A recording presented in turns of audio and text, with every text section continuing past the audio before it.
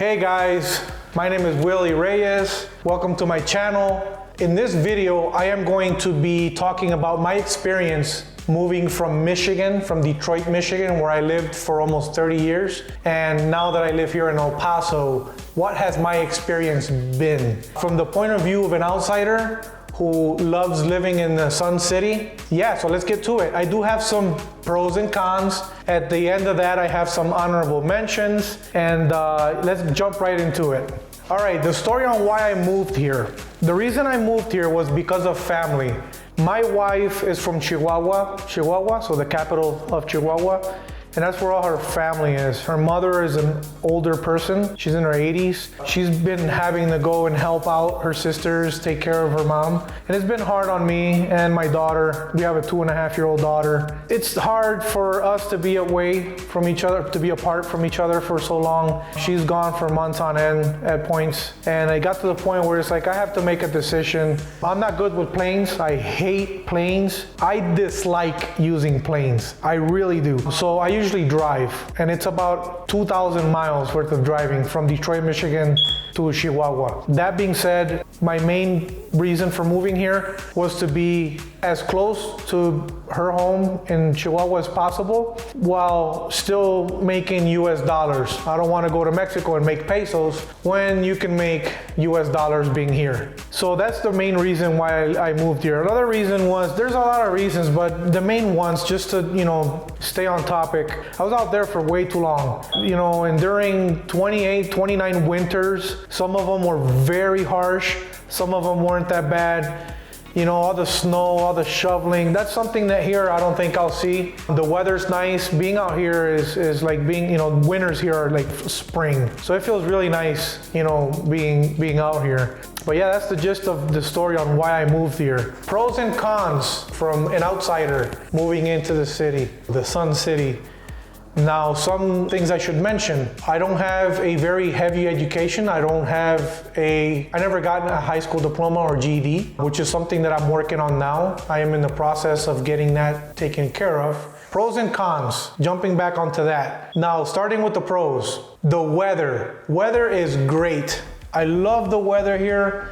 Winters, like I mentioned before, feel like spring. At night, it does get cold sometimes. The humidity plays a big factor in how it feels outside. Some people tell me about the heat and the sun and all that good stuff, which we'll jump into later on.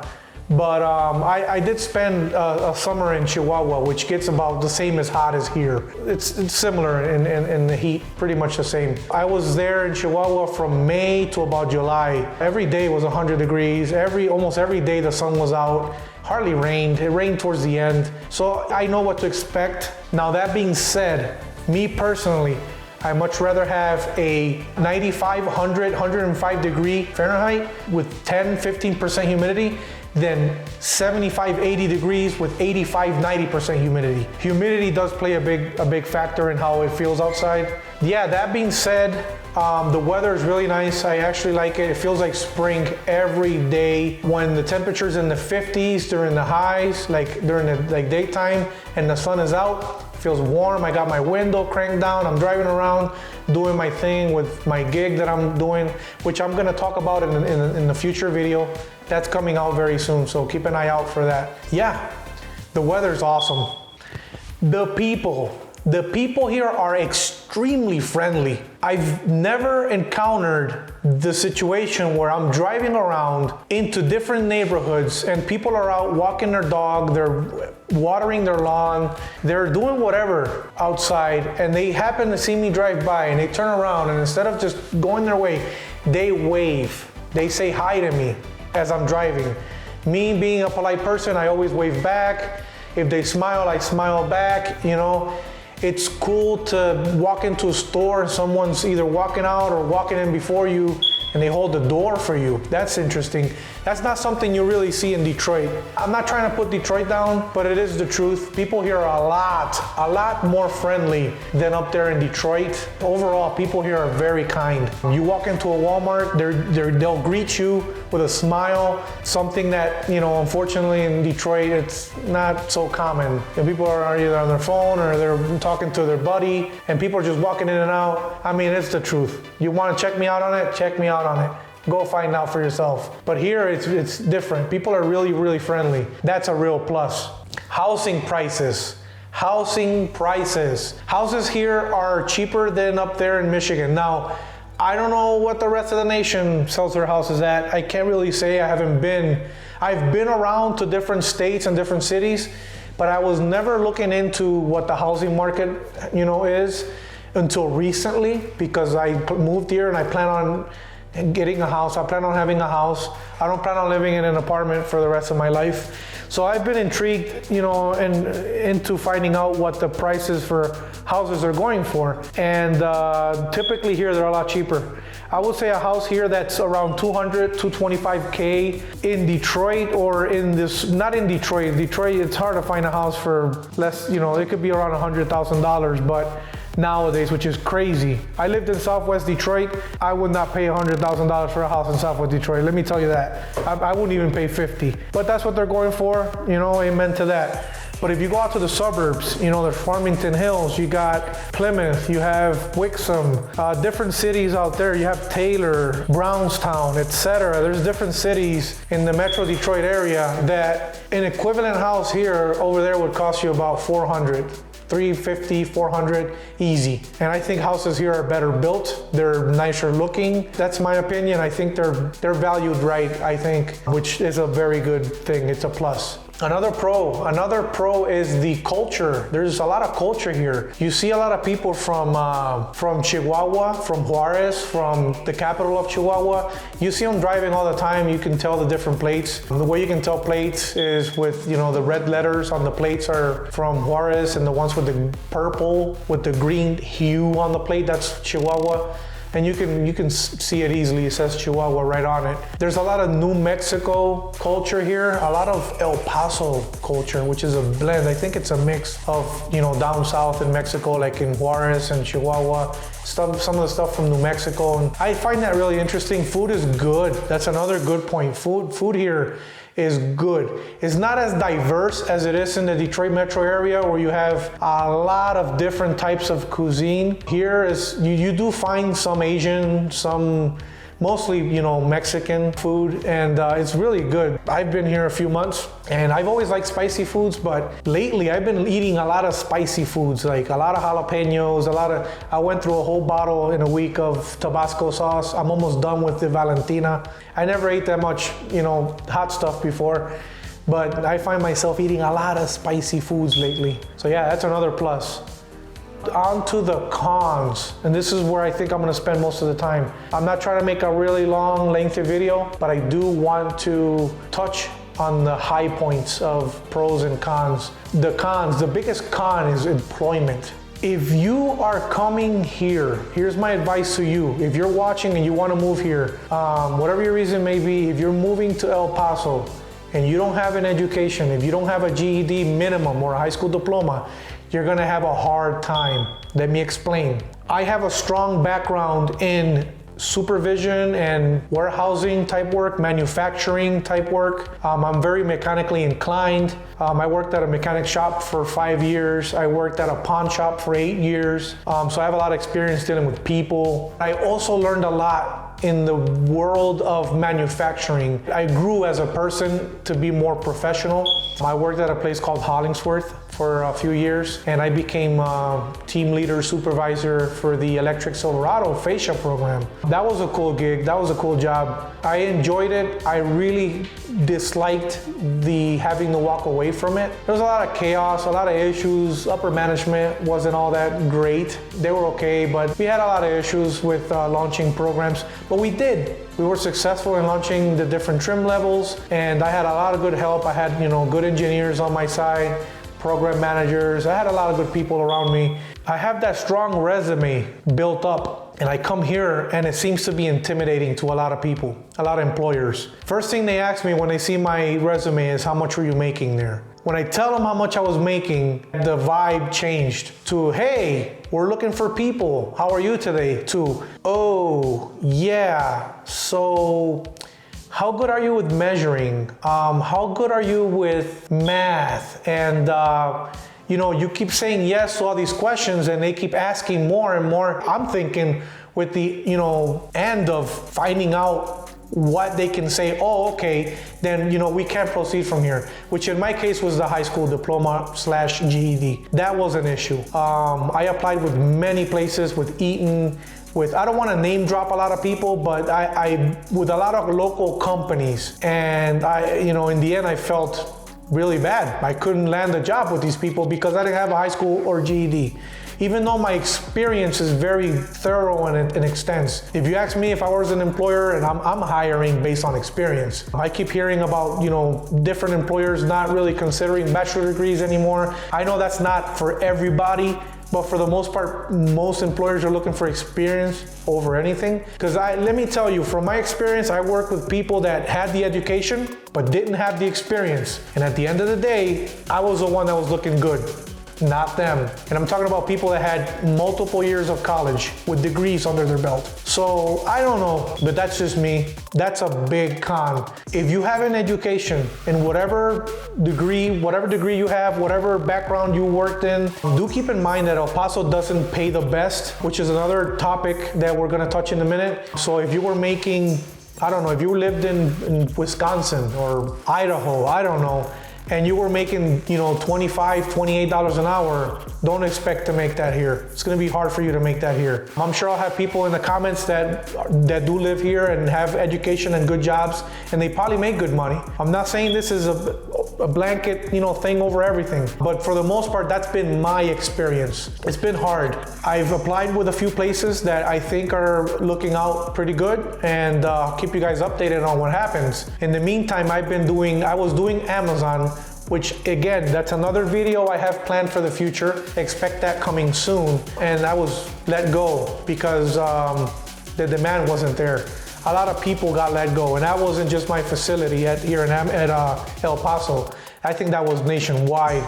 But we'll get into that in the future video I'm working on. But yeah, pay. As far as pay goes, it's not the best. I do think you can make good money here if you have an education, if you have a good background, and you have, like I said, education. If you don't have it, it's gonna be tough to break that $10, $11 an hour. Let me tell you. Another con, it's dark at night. I created this post on a subreddit for El Paso on Reddit, touching the subject of why is it so dark here? And why isn't the city doing anything about it? There seems to be crashes left and right. There is a page on Instagram. I'll put the link in the description. They cover a lot of, like typical news, all the bad stuff. Sometimes they cover something good, but for the most part it's bad stuff, like crazy people acting out in public or whatever. But there seems to be a lot of drunk driving at night. With how dark it is, makes it even worse. It's a recipe for disaster. There's not a lot of lighting. People on Reddit were arguing back, saying, well, light pollution. At first, I didn't understand what that was. I did some research, I found out what it was, and I get it, but at the end of the day, I still don't agree. Yes, it's nice to look up at the sky and see all the stars. What good is it if you get killed in a car accident because someone didn't see you or they weren't paying attention, which a lot of people here don't do? I don't think it's any good. I think if people are on their phone while they're driving, which I don't think it's not a good idea. It's not that I don't think it's not a good idea. Don't text and drive. But people do it anyway. But at night, especially at night when it's dark, if you had some sort of lighting, people can kind of see with the side of their eye if there's a car in front or whatever. But when it's dark and you got an old car like me that's got little tiny, red lights in the back, you're gonna get hit. Good friend of mine here at El Paso got hit by a drunk driver, and he was hurt. And then not too long ago, he got hit again by another drunk driver. It just seems to be a common thing. Now, yes, he does do Uber and he's out there all the time, but it's too dark. It's really dark. It's not like being in Detroit, where even though I lived in the hood and some people shot the lights out, you can still go onto a major street and find a lot of lighting. So yeah, that's another con in my opinion.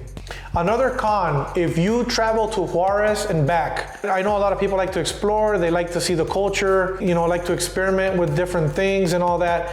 If you're going to Juarez, go early in the morning or go during the mid part of the day, noon or so. Coming back is a pain in the butt, regardless of how you look at it. For some reason lately, I don't remember experiencing these long wait times. It's taken an hour and a half minimum to cross the border. Now there's workarounds where you can drive really far away, 45 minute, an hour drive to go around that situation. And even then you have to wait in line, but hour and a half, 2 hours. Last month I was going to Juarez. I was going for a week. I went every day out of the week for 5 days in a row. Coming back was miserable. That being said, keep in mind when you're driving here in El Paso that there's a lot of people from Mexico driving here. The Mexican driving culture is very different than it is here. People over there honk their horns like crazy. People drive like crazy. So a lot of those people come over here because they work here and they live there,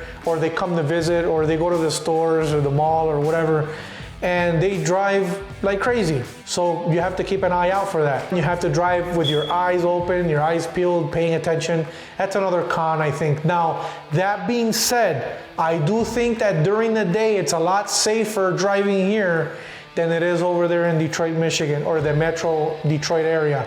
The difference there is the aggression that they use to drive versus here. It's not even close. It's very aggressive up there, and people are very violent versus here. You might get a person or two that goes off and they give you the birdie, whatever, and they might drop an F-bomb or two. Over there, people ram you with their car if they're mad enough. So that's something to keep in mind. Those are my pros and cons.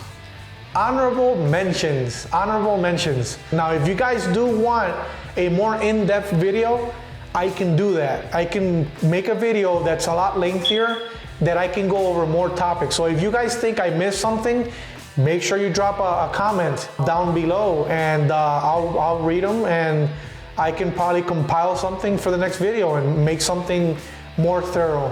Which, by the way, drop a like, subscribe, hit that bell button, drop a comment if you don't agree, or if you agree, or if I missed something you want to see me mention in the next video.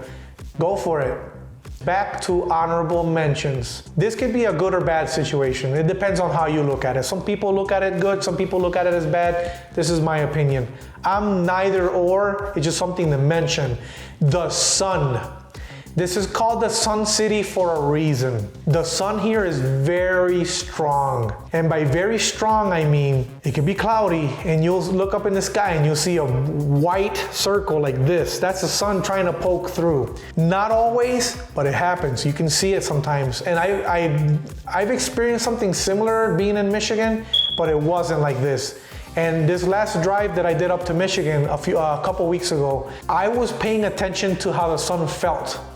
And right around the Missouri area is where you start, like between Oklahoma and Missouri, is when you start feeling the sun kind of like loses its strength per se, its pizzazz. I think that it doesn't hit as hard being up there. If I had to put a color on the sun here and there, I would make the sun there yellow, like a whitish yellow. Here is more of a orange, red-orange, powerful sun. And it does beam on you really hard. I frown a lot out of when I'm normal, I frown for whatever reason. When the sun hits me, I'm really frowning. And it's not because I'm mad, it's because my eyebrows are thin and I hardly have eyelashes. So I have a hard time keeping up with the sun. It's very, very harsh sometimes. But yeah, keep that in mind. The sun is very powerful here. It's not a joke. And when it's 50 or 45 degrees outside, or it could be 40 degrees outside, if that sun is beaming through your windshield, you're taking your jacket off. I can tell you that. And then you open the door and you find shade, and then it's really cold again. The sun is really powerful here. So that's something to keep in mind. All right, this is gonna be the last point for the honorable mentions, and it's gonna be the cost of living. To me, by friends and other people, has been presented to me as it's a lot cheaper here than everywhere else, or at least compared to Michigan. That's not really the case. Let me explain to you why. You go to McDonald's and you're gonna spend $8, $9, $10. You go to Michigan, you're gonna spend the same thing. It's not any cheaper. You go to Popeyes, KFC, Burger King, any fast food, you name it, it's gonna be the same price. Now what sucks about that is people in Michigan are making $17 an hour, $15 to $17 an hour at a McDonald's. People here are making $9, $10, $11. There's a big difference, but the price is the same. Same thing applies to Walmart. When you go to Walmart, you do groceries. I've noticed the same exact thing. I did groceries before going back to Michigan, and I did groceries up there for my stepdaughters, and it was the same thing. If I saved any money, it wasn't anything relevant. I'm putting it out there, it's not the same. Some things are cheaper. A guy on the subreddit mentioned the cost for daycare is a lot cheaper here versus where he was. I think it was in Washington. That I can agree with. In Michigan, it's the same way. It's very expensive. Here is cheaper. Some things are cheaper, but not all. Do not come here thinking that everything is cheaper here, because it's not. You're gonna spend the same thing for an apple at Walmart here than you would anywhere else in the country, okay? At another Walmart. It's the same thing. You can fact check me on that if you want, drop it in the comments. But based on my experience, I've been living here since early December. It is now February 12th.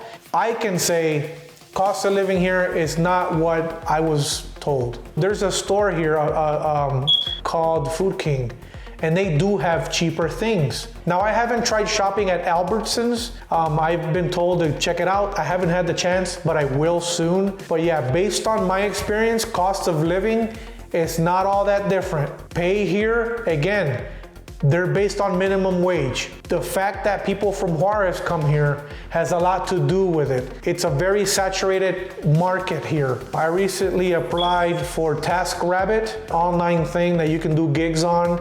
I'm good at organizing, so I applied for that. Well, at least I tried to apply for that, and I couldn't register. It was saying that registrations were not being accepted at the moment in this area because everything is so saturated. Yeah, pay here is different than up there. You get used to the good pay. I haven't seen $8, $9, $10 an hour, Jesus, in 15 years. Living in Detroit, Michigan, last time I saw $10 and saying $10 an hour was good was back in like 2006, 2007. I was banking on $10 an hour back then. This was almost 20 years ago. Why isn't El Paso up to speed? I don't know. Why aren't people complaining? I'm not really sure. I'm still getting into that. I'm still finding out why it is that people up there in Michigan complain very fast. They'll walk out of a McDonald's and strike. They don't care. Here, I don't know. I don't know if people are content or what, but now again, like I said, I'm new here. I haven't seen everything yet, but based on my experience living here in the past few months, that's what I've been able to see. So yeah, guys, those are my pros and cons and my experience about moving here to El Paso.